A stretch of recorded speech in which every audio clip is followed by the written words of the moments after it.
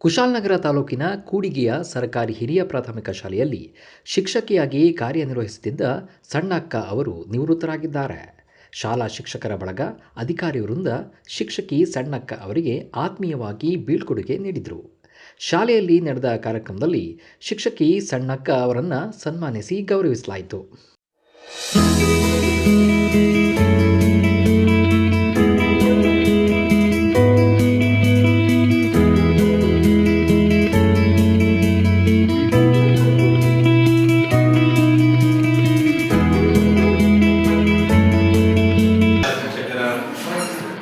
ವಿದ್ಯಾರ್ಥಿಗಳ ಅತ್ಯಂತ ನೆಚ್ಚಿನ ಶಿಕ್ಷಕಿಯಾಗಿ, ಅದೇ ರೀತಿ ಈ ಹಳೆಕುಡಿಯ ಭಾಗದಿಂದ ಏನು ಪೇರೆಂಟ್ಸ್ಗಳಿದ್ದಾರೆ ಅವರೆಲ್ಲರ ಅತ್ಯಂತ ಪ್ರೀತಿಯ ಅಮ್ಮನಾಗಿ ಈ ಶಾಲೆಯ ಅಭಿವೃದ್ಧಿಗೋಸ್ಕರ ಈ ಮಕ್ಕಳ ಹಿತದೃಷ್ಟಿಯಿಂದ ಮಕ್ಕಳನ್ನು ಉತ್ತಮವಾದಂತಹ ಪ್ರಜೆಗಳನ್ನಾಗಿ ಮಾಡಬೇಕು ಮತ್ತು ಮಕ್ಕಳಿಗೆ ಉತ್ತಮವಾದಂತಹ ಮೌಲ್ಯಗಳನ್ನು ಕಲಿಸಬೇಕು. ಅದರ ಜೊತೆಗೆ ಏನು ಇಲಾಖೆ ಕೊಟ್ಟಿರ್ತಕ್ಕಂಥ ಪಠ್ಯಪುಸ್ತಕಗಳಿದೆ ಆ ಎಲ್ಲ ಪಾಠ ಪ್ರವಚನಗಳನ್ನು ಮಾಡುವ ಮೂಲಕ.